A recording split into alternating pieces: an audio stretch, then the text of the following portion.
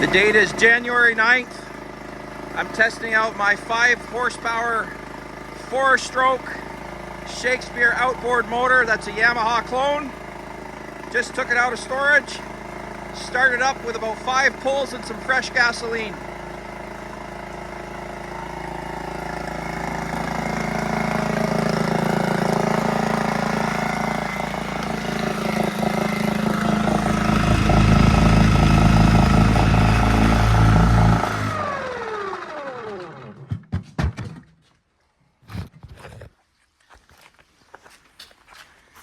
The motor probably has about 10 hours on it.